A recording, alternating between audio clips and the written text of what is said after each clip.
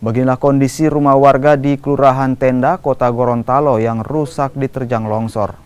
Selain merusak tembok dapur, material longsor masuk ke dalam rumah dan merusak peralatan rumah tangga. Longsor terjadi akibat hujan deras yang melanda wilayah ini.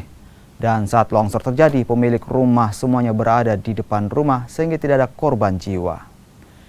BPBD Kota Gorontalo mengatakan akan memberi bantuan untuk membangun tembok rumah warga yang roboh diterjang longsor.